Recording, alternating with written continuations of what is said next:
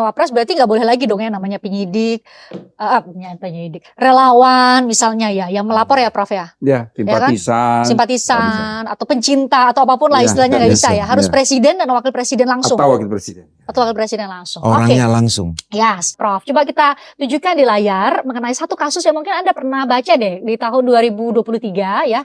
Kita lihat, ini ada satu kasus Prof. Di Denpasar sebenarnya ada driver ojol itu yang ditangkap dan jadi tersangka gara-gara mengut HP milik perawat waktu itu. Kalau seandainya sudah kejadian ini terjadi pada saat KUHP baru ini diterapkan, apakah ada hal berbeda yang akan terjadi? Justru penyelesaiannya berbeda. Mungkin.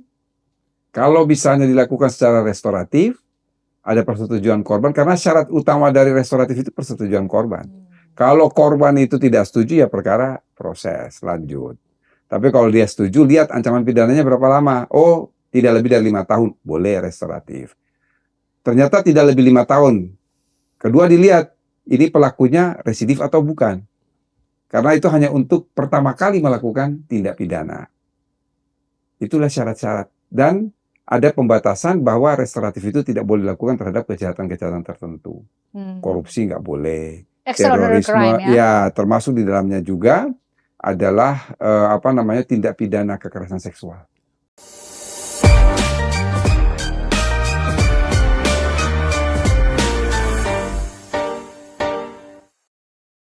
Apakah ini sudah ada unsur tindak pidananya? Kalau memang tidak ada, ya kita hentikan di dalam penyelidikan itu. Karena ada limitasi waktu dalam setiap tahapan tadi Pak Bagus jelaskan ya. Betul.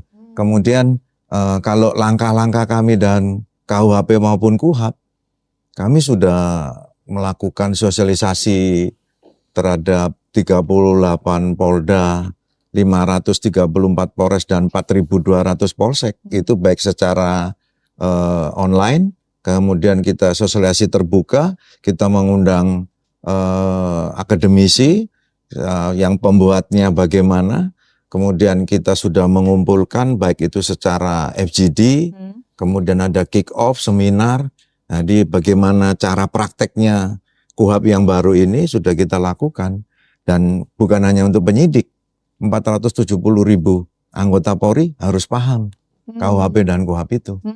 Demikian, Mbak. Nah, tadi kan poin mengenai penghinaan terhadap Presiden Wapres berarti nggak boleh lagi dong ya namanya penyidik, relawan misalnya ya, yang melapor ya Prof ya. Ya, simpatisan. Simpatisan atau pencinta atau apapun lah istilahnya nggak bisa ya. Harus presiden dan wakil presiden langsung. Atau wakil presiden. Atau wakil presiden langsung. Orangnya langsung. Yes. Oke, saya ke Pak Asep. Ini pertanyaannya normatif banget karena tapi memang menjadi pertanyaan publik gitu ya. Termasuk tadi konteksnya tadi pemberlakuan KUHAP itu kan cepat sekali, Prof. Apakah jaksa kita secara kapasitas sudah bisa dipercaya dalam waktu yang sangat singkat, harus sangat paham mengenai aturan baru ini? Ya, jujur Mbak ya, kalau KUHP kami punya batas waktu yang cukup panjang ya. 2003, 3 tahun, kami sudah ada IHT, Bintek, segala macam. KUHAP ini kan 18 November, Prof ya? Betul, disahkan 18 November. 2 Januari berlaku itu. Kalau dari segi waktu relatif pendek. Tapi kami punya semangat, punya tekad yang kuat untuk itu. Jadi bahkan sebelum KUHAP berlaku ya secara efektif di 2 Januari, kami dengan Kapolri, dengan teman-teman kepolisian sudah melakukan pertemuan. Jaksa Agung buat MOU dengan Kapolri, kemudian saya, Jampidum dengan Kabareskrim, bikin PKS, punya kerjasama. Bagaimana menyamakan satu kesamaan pola pikir, pola sikap, pola tindak dan menyikapi KUHAP baru itu. Satu ya. Yang kedua, di internal kami memang kalau nunggu pedoman yang rinci itu agak butuh waktu lama. Kami harus koordinasi Kementerian Hukum dulu dan sebagainya. Maka kami juga di internal sudah menerbitkan beberapa peraturan yang sifatnya institusional. Misalnya pedoman 1 2026 ya, yang memberikan guidance pada teman jaksa bagian koordinasi ini. Bahkan koordinasi itu bisa dilakukan sebelum ada SPDP, Pak. Itu lakukan dan kami sudah lakukan. Terus juga kami, saya selaku Jampidum juga menerbitkan sebut dengan surat-surat edaran yang sifatnya tematik. Ya. Kaitan misalnya bagaimana ketika ada sebuah perkara yang katakan menyangkut masalah penahanannya, upaya hukum dan sebagainya. Itu kami lakukan. termasuk kan penyelesaian pidana dan sebagainya. Dan kami juga di samping itu, di samping tadi juga sama dengan Pak Bagus ya, dalam artian melakukan bintek, kemudian secara online maupun secara langsung. Bahkan yang menarik Mbak Riz ya, kami juga tidak hanya internal tadi akademisi, kami internal Pak Wamen ke Kalsel, kami melakukan kolaboratif. Contoh seperti besok tanggal 27 kami di Surabaya itu dengan Mahkamah Agung. Jadi kumpulkan jaksa dengan hakim satu tempat, jaksa sejawa, NTB, NTT, kemudian Bali satu tempat, hakim juga sama. Dua bicara, saya dari si aspek kejaksaan, kemudian Pak Prim, ketua Mahkamah bidang pidana dari segi apa. Demikian kan teman-teman penyidik. Sama juga gitu.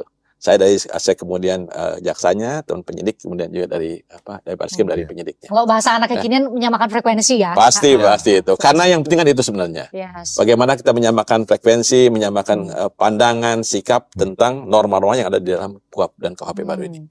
Soal restoratif justice dan lain-lain, itu kayaknya kan udah di banyak pertanyaan dan banyak kesempatan Pak Wamen menjelaskan. Saya mau exercise langsung dalam satu kasus yang pernah terjadi, Prof. Coba kita tunjukkan di layar mengenai satu kasus yang mungkin Anda pernah baca deh di tahun 2023 ya. Kita lihat, ini ada satu kasus Prof. Di Denpasar sebenarnya ada driver ojol itu yang ditangkap dan jadi tersangka gara-gara mengut HP milik perawat waktu itu. Kalau seandainya sudah kejadian ini terjadi pada saat KUHP baru ini diterapkan, apakah ada hal berbeda yang akan terjadi? Justru penyelesaiannya berbeda. Mungkin kalau misalnya dilakukan secara restoratif, ada persetujuan korban, karena syarat utama dari restoratif itu persetujuan korban. Kalau korban itu tidak setuju, ya perkara proses lanjut. Tapi kalau dia setuju, lihat ancaman pidananya berapa lama. Oh, tidak lebih dari 5 tahun, boleh restoratif. Ternyata tidak lebih 5 tahun. Kedua dilihat, ini pelakunya residif atau bukan. Karena itu hanya untuk pertama kali melakukan tindak pidana. Itulah syarat-syarat. Dan ada pembatasan bahwa restoratif itu tidak boleh dilakukan terhadap kejahatan-kejahatan tertentu. Korupsi nggak boleh. Terorisme, crime, ya termasuk di dalamnya juga adalah tindak pidana kekerasan seksual. Karena di dalam pasal 23 Undang-Undang TPKS itu sudah dinyatakan dengan tegas bahwa tindak pidana dalam undang-undang ini tidak dapat diselesaikan di luar pengadilan. Oh, jadi kasus-kasus yang memaksakan korban dan pelaku tindak pidana kekerasan seksual misalnya itu menikah misalnya sebagai salah satu TPKS itu nggak akan sudah terjadi jelas ya? itu. Oke. Proses di MK atau uji materi atau pihak-pihak yang berbeda pendapat, banyak kesempatan ya, Prof sudah menyampaikan itu sangat lumrah. Itu adalah hak konstitusional bagi setiap warga negara untuk bisa menguji. Tapi setidak-tidaknya aturan ya sekarang setidaknya dengan kehadiran Bapak bertiga bisa memastikan bahwa itu bisa berjalan dengan sangat baik dan setidak-tidaknya kami para pencari keadilan bisa mendapatkan kepastian hukum sesuai dengan tujuan hukumnya. Terima kasih sekali lagi saya selalu ya. Terima kasih, terima kasih selalu. Buat Anda juga terima kasih. Sampai jumpa di lain kesempatan.